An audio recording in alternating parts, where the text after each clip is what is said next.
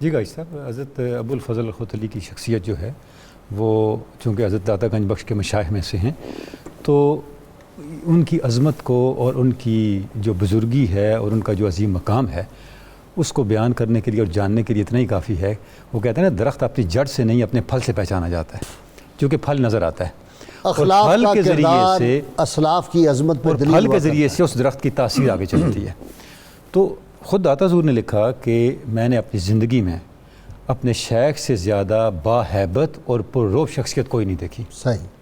باوجود ہے کہ وہ بہت سادہ زندگی گزارتے تھے اور ریاض سے دور تھے، خلق خدا سے دور تھے، مخلوق سے دور تھے، اس کے باوجود ان کی شخصیت کے اندر جو فقر کے آثار تھے وہ اس درجہ کمال کے موجود تھے۔ اگر ہم غازی صاحب دیکھیں، حضرت ابوالفضل الختلی کی شخصیت کے بارے میں ہمارے پاس جو سب سے بڑا ماخذ ہے وہ کشف المحجوب ہے۔ ٹھیک ہے۔ اور کشف المحجوب میں جتنی جامعیت کے ساتھ حضرت داتا حضور نے اپنے شیخ کا ذکر کیا وہ کمال ہے۔ یعنی آپ ان کی زندگی کے واقعات بھی لے کے آئے ہیں، تعلیمات بھی لے کے آئے ہیں، اور کن کن بنیادی تصورات کو حضرت داتا حضور نے اپنے طریقت کے تصورات کو جن اصولوں پہ استوار کیا ہے اپنے شیخ کی رہنمائی میں، اس کی تفصیلات کو بھی انہوں نے استدلال کے ساتھ بیان کیا ہے۔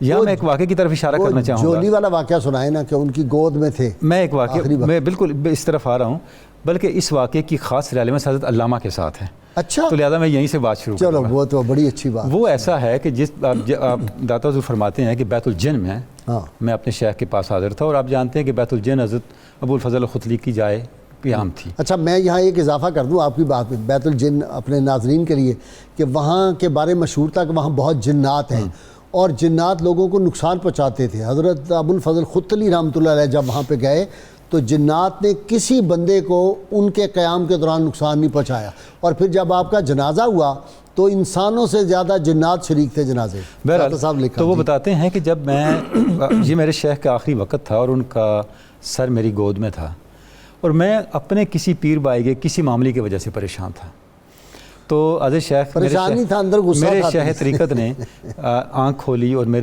دیکھا مجھے اور کہا، علی میں تمہیں عقیدے کی ایک بات سمجھانے لگا ہوں، اگر تم اس بات کو پختہ کر لو، اس پہ قائم ہو جاؤ، تو زندگی بھر ہر طرح کی پریشانی سے اور کبیدگی سے پاک ہو جاؤ گے، نجات پا جاؤ گے۔ وہ یہ ہے کہ ہر حالت اللہ کی طرف سے ہوتی ہے، ہر محال، اور یہ کبھی بھی مستقل نہیں ہوتی۔ آپ کو چاہیے کہ اب مسائل و حالات کے بجائے اللہ کی طرف نگاہ کرو اور اس سے نکل جاؤ، بندوں سے نکل جاؤ، اس سے نکل جاؤ۔ اچھا غازی صاحب دیکھیں، زبور اعجم میں علامہ کی غزل ہے، اس کا ایک شعر ہے، بالکل اس بات کو علامہ نے بیان کیا ہے۔ اچھا، پیر ما گفت جہاں بر روش محکم نیست۔ میرے شیخ نے مجھے یہ نصیحت کی ہے کہ دنیا ایک حال پہ قائم نہیں ہے۔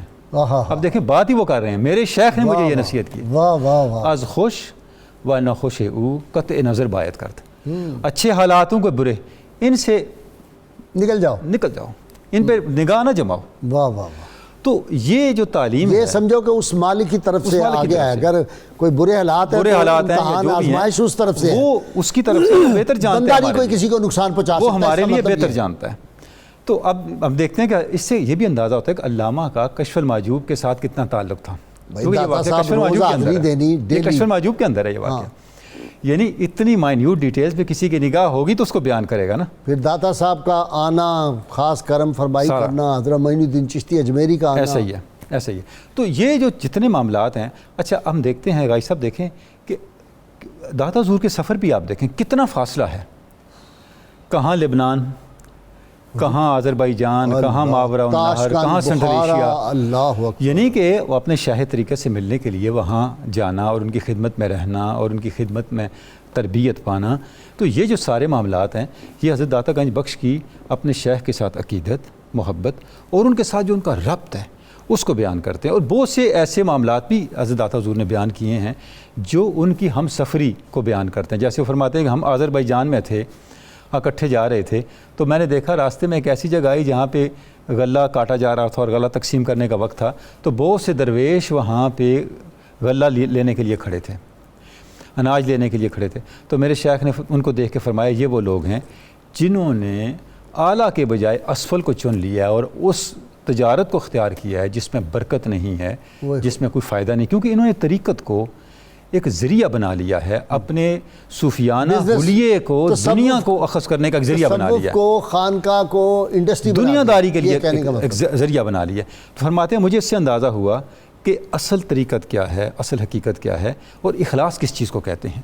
تو ہم دیکھتے ہیں کہ غازی صاحب جو حضرت داتا گنج بخش کی بنیادی اپروچ ہے، جو سلسلہ جنیدیہ ہے جس پہ وہ آپ قائم ہوئے، یعنی جو آپ دیکھتے ہیں کہ اس وقت تک جو دو بڑی ٹریڈیشنز تھیں، ان میں ایک سکر کی ٹریڈیشن تھی جو حضرت باجد بستامی کی طرف جاتی ہے، ادھر بھی اور جاتی ایک ہے، صاحب ابو بکر شبلی پہ بھی تو ہے، منصور کا دور ہے۔ ایک صاحب کی ٹریڈیشن تھی جو حضرت جنید بغدادی کی طرف جاتی ہے۔ تو آپ فرماتے ہیں میں نے اپنے شیخ طریقت کی تعلیمات سے متاثر ہو کے اس راستے کو اختیار کیا ہے، کیونکہ یہ وہ راستہ ہے جس میں سلامتی ہے، ٹھیک، یہ وہ راستہ ہے جو استدلال پر مبنی ہے، جو تصحیح خیال پر مبنی ہے، جو معارف کو سمجھنے پر مبنی ہے۔ اور یہاں وہ اپنے شیخ کا شعر، اچھا میں نے ایک جگہ جو کال پڑھا ہے نا ان کا حضرت جنید بغدادی کا، کہ آپ نے ایک مرتبہ اخلاص کی بات کر رہا ہوں، آپ نے فرمایا کہ مسلمان قبروں میں چلے گئے، اسلام کتابوں میں رہ گیا، یعنی اخلاص کا درجہ دیکھیں کہ کتنا بڑا ہے۔ اور پھر وہ فرماتے تھے کہ تصوف اس شے کا نام ہے کہ شریعت آپ کا مزاج بن جائے۔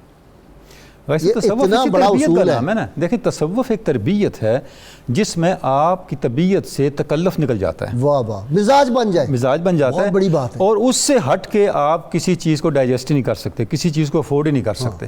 تو جب طبیعت کے اندر سے ہر طرح کا تکلف نکال دیا جائے اللہ اور اس کی رضا پر چلنے کے لیے، یہی تو تصوف کا حاصل ہے۔ اور اگر تصوف یہ نہ دے سکے تو پھر تو تصوف سے کچھ اخذ نہ کیا زندگی میں۔ ٹھیک ہے بنیادی تعلیم ہی یہی ہے۔ ڈاکٹر واپس آئیں گے نا تو آپ نے اس پہ بھی بات کرنی ہے، مجھے بہت تکلیف ہے، مجھے دوستوں نے بھیجے ہیں کچھ آرٹیکلز، یہ جو گورنمنٹ نے اعلان کیا تھا نا بڑا اچھا خوشائن تھا گورنر صاحب نے کہ قرآن پاک پڑھایا جائے گا یونیورسٹی میں، اس وقت ڈگری نہیں دی جائے گی جب تک قرآن پاک نہیں پڑھ لیں گے۔ اس پہ کچھ لوگوں کو جو سول سوسائٹیز کو بہت زیادہ تکلیف ہوئی ہے، اور انہوں نے کہا جی یہ کیا جی اب قرآن پڑھایا جائے گا لوگوں کو یونیورسٹیوں میں، فلاں کیا جائے گا۔ اقبال جو تھے وہ بھی باہر سے تعلیم حاصل کی، قائد اعظم بھی باہر سے پڑھ کے آئے۔ بھائی قائد اعظم کو جب قرآن پاک کا تحفہ پیر جماعت علی شاہ رحمۃ اللہ نے دیا تو انہوں نے کہا میں انشاءاللہ تعالیٰ آپ کو اس پہ ڈیٹیل سے بات کریں گے، میں ایک نقطے کی طرف اشارہ کر دیتا ہوں۔ قائد اعظم اس پہ میں نے لکھا بھی ہے ان لوگوں کے جواب میں، اتنا جان لیں قائد اعظم باہر سے پڑھ کے آئے، کس ادارے سے پڑھا قائد اعظم نے اور اس ادارے میں گئے کیوں؟ بہت اچھے، بہت اچھے۔ ان کے سارے اور سوالات اقبال کا جواب قرآن اس کے بات بارے کے میں اندر کیا کہتا ہے؟ وہ معزز تھے زمانے میں مسلمان ہو کر اور تم خار ہوئے تارک قرآن ہو کر۔